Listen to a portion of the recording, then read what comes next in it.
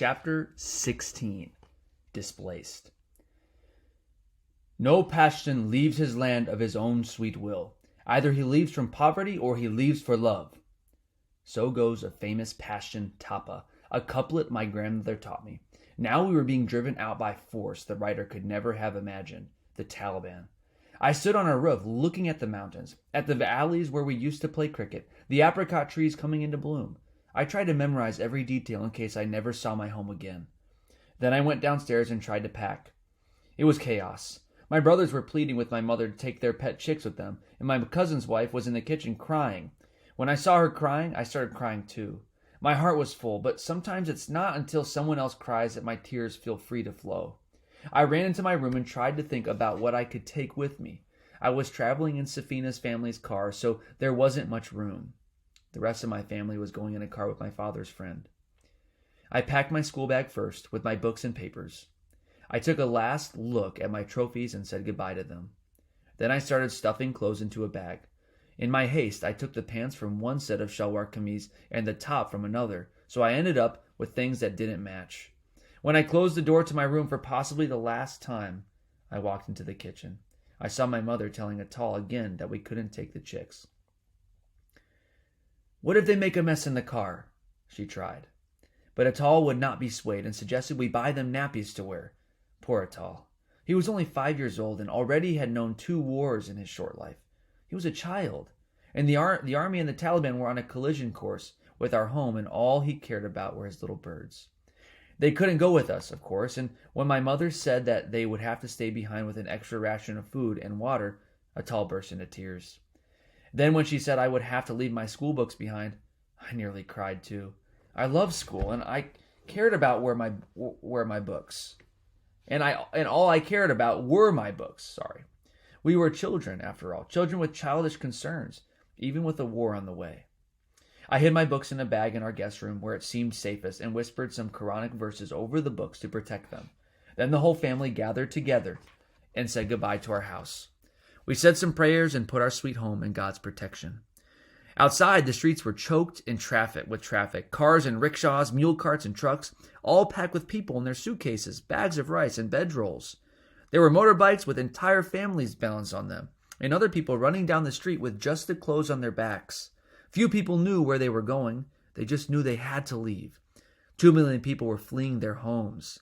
It was the biggest exodus in Pashtun history.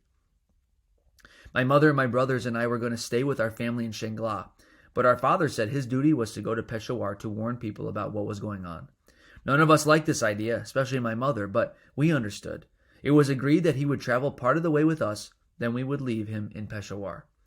The trip, which usually took a few hours, took 2 days. First, we had to go out of our way, because that's where Safina's family and my father's friend were going, and we were traveling with them in their cars because we didn't have one. When we got to the town of Mardan, we went on by ourselves, taking the flying coach as far as it would go. By the end of our journey, we were on foot. We had to walk the last 15 miles on treacherous, washed-out roads, carrying all our things. It was nearly dark, and a curfew would go into effect any minute when we reached the turnoff to Shingla. There, an army officer at a roadblock stopped us. "Curfew. No one can pass through here," he said. "We are IDPs," we told him. "We need to get to our family's village." But he still would not let us pass. Eternally displaced persons. That's what we were now. Not Pakistanis, not Pashtuns. Our identity had been reduced to 3 letters. IDP. We begged the man, and after my grandmother began to weep, he let us pass. As we walked those last few miles in the dark, shivers ran up and down our spines. We worried that an approaching army vehicle would mistake us for terrorists and shoot us in the back. Finally, when we staggered into Shangla, our relatives were shocked. The Taliban had only recently left the mountains, but there was a rumor they would be back. "Why did you come here?" they asked. For IDPs, there was no safe place. And we tried to settle into a new life in the mountains, not sure how long we'd be there. I signed up for the same class as my cousin Shumbal, who is a year older than me, and then realized I would have to borrow clothes from her because I had packed a mishmash of trousers and tunics. It took us more than a half hour to walk to school, and when we arrived, I saw that there were only 3 girls in Shumbal's grade. Most of the village girls stopped going to school after they turned 10, so the few girls who did go were taught alongside the boys. Meanwhile, I caused a bit of a shock because I didn't cover my face the way the other girls did, and because I talked freely in class and asked questions. I was soon to learn a lesson in country ways. It happened on the second day of school, when Sumbal and I arrived late for class. It was my fault. I always like to sleep in, and I started to explain. I was momentarily confused when the teacher told us to hold out our hands, then stunned when he slapped my and my cousin's palms with a stick. I went to my seat, burning with humiliation. But after my embarrassment faded, I realized that this punishment meant I was simply being treated as one of the group. I was content being with my cousins, but oh, how I missed my home, and my old school, and my books, and even Ugly Betty. The radio was our lifeline up in the mountains, and we listened to it constantly.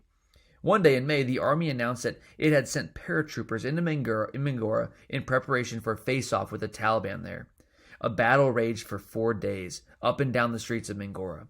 It was impossible to tell who was winning, and by the end, there was hand-to-hand combat in the streets. I tried to picture it. The Taliban men fighting in the alley where we played cricket. Army soldiers shooting out of hotel windows. Finally, the army announced that it had the Taliban on the run. It had destroyed Imam Deri, Fazula's stronghold. Then it captured the airport. Within 4 weeks, the army said it had taken back the city. We breathed a little easier, but wondered, where would the Taliban go in retreat? Would they come back up here to the mountains? All this time, we worried terribly about my father.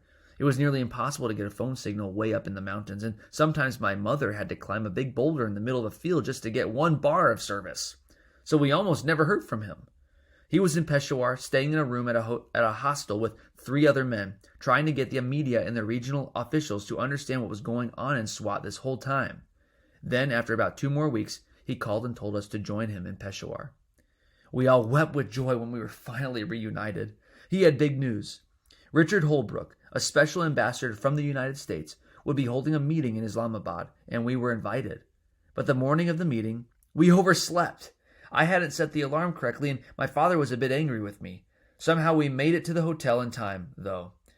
It was a conference of 20 social activists from war-stricken tribal areas across Pakistan, all gathered around a large table.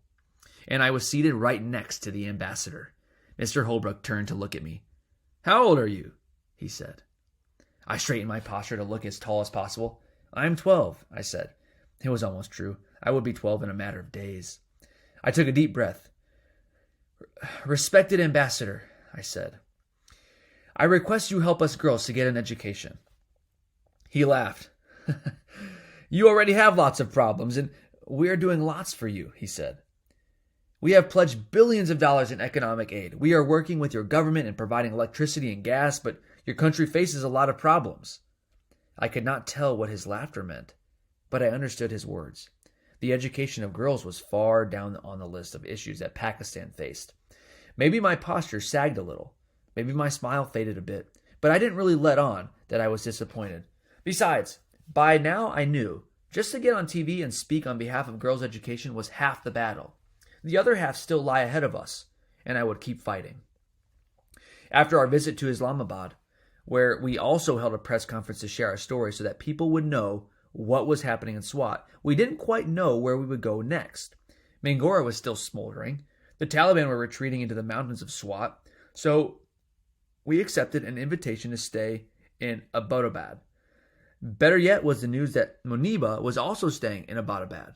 She and I hadn't spoken since our fight just before the last day of school, but she was still my best friend. So I called and invited her to meet me in the park. I took Pepsi and biscuits as a peace offering. "It was all your fault," she told me. I agreed. I didn't care who was right or wrong, although I'm pretty sure I had done nothing wrong. I was just happy to be friends again. Meanwhile, my birthday was coming. All day I waited for the celebration, but in the chaos, everyone had forgotten. I tried not to feel sorry for myself, but I couldn't help thinking about how different my last birthday had been. I had shared a cake with my friends. There had been balloons, and I had made a wish for peace in our valley. I closed my eyes and made that same wish on my 12th birthday.